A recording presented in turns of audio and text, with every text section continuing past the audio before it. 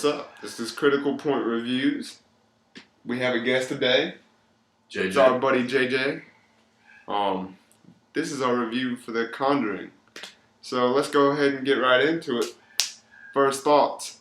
Leroy, well, you haven't seen it, so... Yeah, I haven't seen it. I haven't even seen the trailer for yeah, it, so I you have hadn't no even clue. seen the trailer for I it. have no So, clue. well, I guess just ask questions, whatnot, if you have any questions. But for me, the first thoughts, this was one of my most anticipated movies of the year. I'm a big fan of James Wan. I think he's the best horror director working in this generation of today. I was extremely anticipating it. The trailers never let down. And coming out of the movie, boy, golly, was I scared. Would you not say that? I was shaking the whole time. Yeah. It was terrifying. Like it got me jumping twice. I almost hit JJ. I was like, oh crap! It was crazy, man. The side of my face got a little bruise. No. But it was definitely like, this was for me like one of the scariest movies I've seen in years. Okay. Years. Like, it reminded me of the horror movies from back in the day, and those are personally my more favorite of this genre. What would be some of those movies? From Something like Poltergeist. Okay. That was the first movie that I started with the genre, was Poltergeist. So I kind of have a special nostalgic purpose for that. I've heard I've never seen this. I want to say it's a movie from either the early 70s or the late 60s, a movie called The Haunted, which I've never seen. That The sounds Haunted. familiar. Yeah, they remade it, but they were comparing it more to the original. What was that one about? A haunted house. Okay. I'm not 100% sure. That sounds familiar. But yeah, this is but just like it had, if people have seen Argo, I would compare it more to that 70s look. It had the look of, that 70s, like it was filmed in the 70s, and even in some of the horror films, like it had that. Well, now I'm getting to the review, so let me go ahead and I'll get more into that later. But so let's go ahead and get into story time. All right, story time. It's about a family of 7, husband and wife with five daughters, and they're moving into this new house, and they're getting, they start setting stuff up, and let's just say things don't go right, The place was pretty broke down. Yeah, it was pretty broke down, so they had to put a lot of their money and finances into it, so they can't really move, and when things go down, they call the paranormal investigators, Ed and Lorraine Warren, very famous people. If you have not, the actual original Amityville Horror was based off of one of their investigations. But yeah, so they call them over, and things get a little more. Things start getting real, and there's something more to it than just little creaks and whatnot in the house. What is this movie rated? It's rated R, but actually, there was really no blood or gore except for like one thing, and that wouldn't have made it like. And it had very minimal language. There was anything sexual or anything. They said they rated it R because it was so terrifying. Okay. Yeah. So, I mean, most of the blood and gore. Yeah, there was no blood commonly. and gore besides one segment, and that was like that quick, and it was like it definitely messed with me, but it was nothing that really got.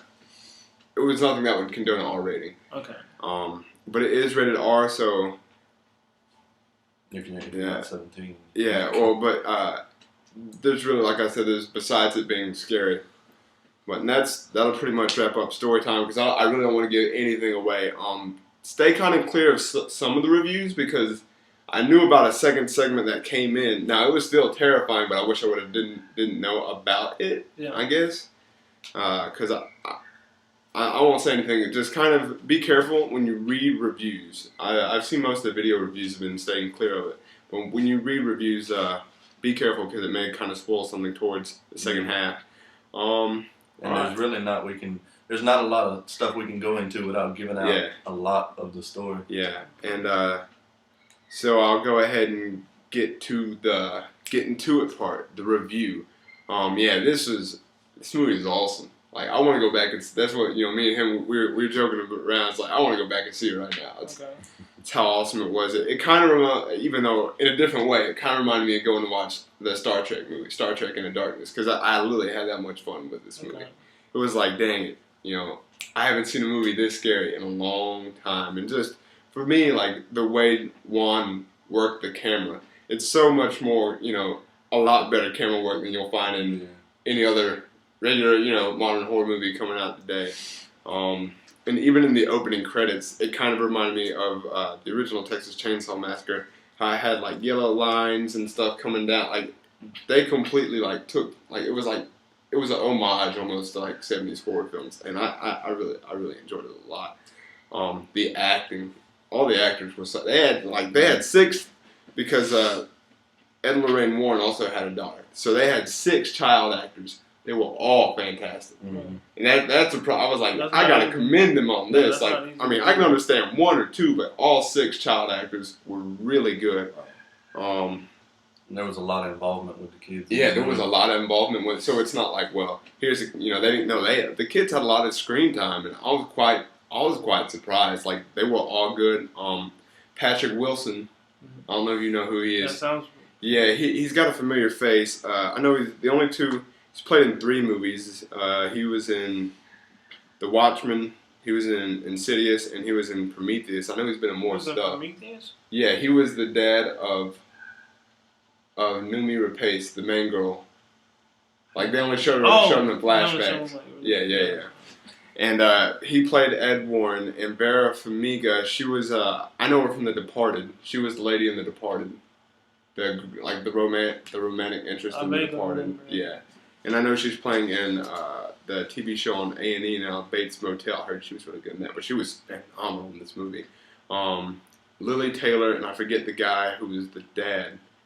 Forget his name, but I know he plays in Office Space. But yeah, I've never seen that movie. I heard it's funny. Apparently, it's pretty funny. Roger in the movie. Yeah, apparently it's pretty funny. But it was a really all the acting was just completely solid all throughout, and that's kind of rare today, especially in horror films. It was a horror film, but at the same time, it was actually a good film. It wasn't just a good horror film. It was a really good film. The lighting was just eerie. The way it was all kind of dim, and the scares. I'll get the scares. The scares were real, man.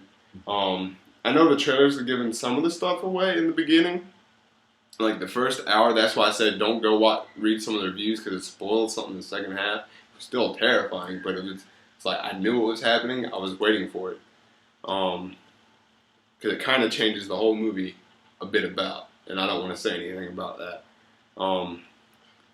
But yeah, even still though, even seeing some of that stuff in the trailers, I was creeped out. Like I was like, I think this is gonna happen from the trailer, but I'm like, I don't want it to happen. Don't let it happen. It's like, oh man, gosh, and like I said, I jumped too good.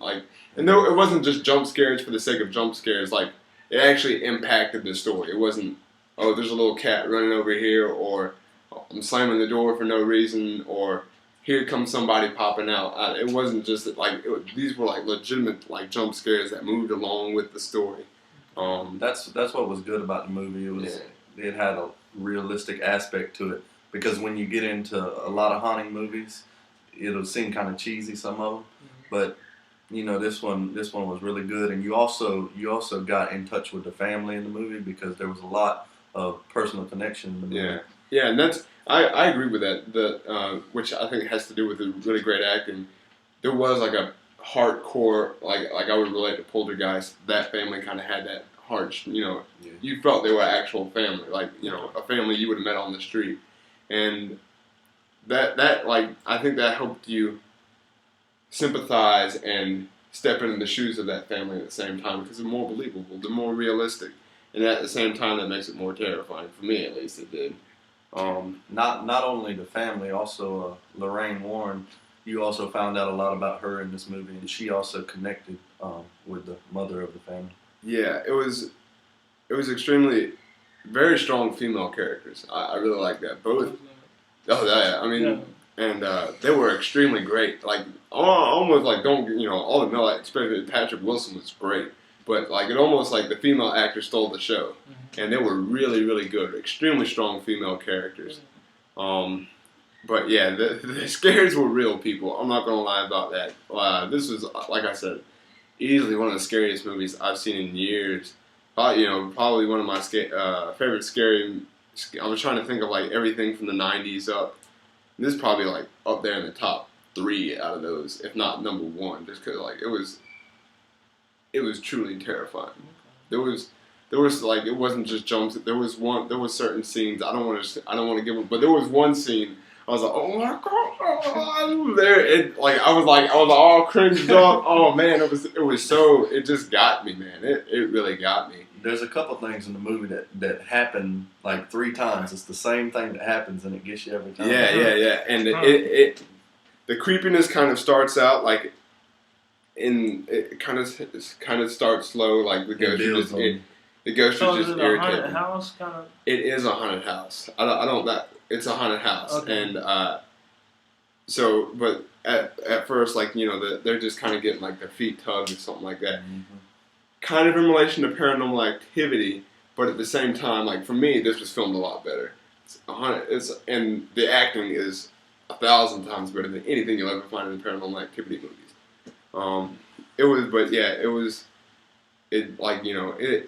So you're kind of getting creeped out, and there's certain things, but there's a certain part for me in the movie that it notched it up to 11, and it just stayed there for the whole, and that, I'm talking, you still had another good hour and 15 minutes past that.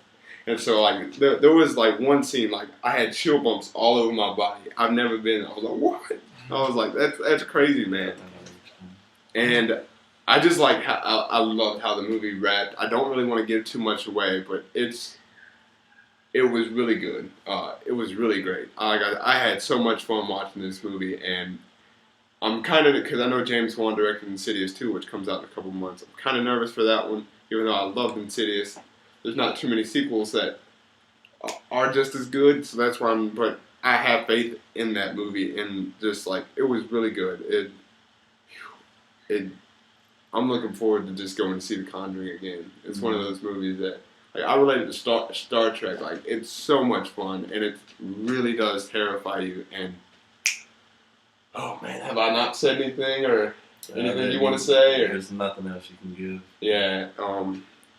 But I'm gonna go ahead and wrap up and give my score, because there's really nothing else I can say except see The Conjuring now. But my score will be the exact same score I gave for Star Trek. It's going to be a 5-. It really is. Golly, this movie is just awesome. And I really do say everyone go see it. So why 5-? I give it a 5- because it's... And I will say this. There's nothing necessarily anything original in the movie. But it's like with Star Trek, it hones it so well. Like, I equate the first Star Trek scene to the opening of Raiders of the Lost Ark. That's what it reminded me of.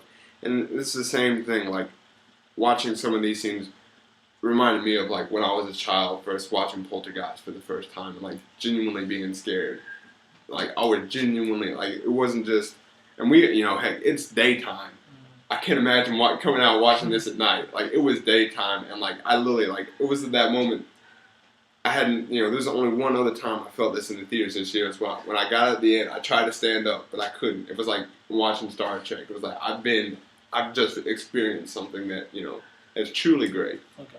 And it's like I said, it doesn't necessarily reinvent the wheel on anything, but it hones it to such a fine craft. You haven't seen anything done this well in such a long time. Even though some people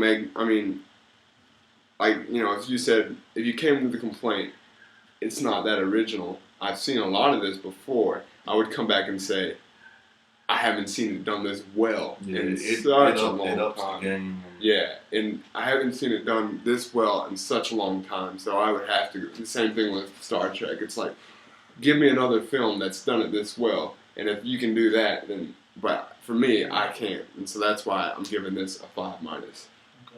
But that wraps up this review for The Conjuring. So if you haven't seen it, please do. And if you've seen it, what was your favorite part?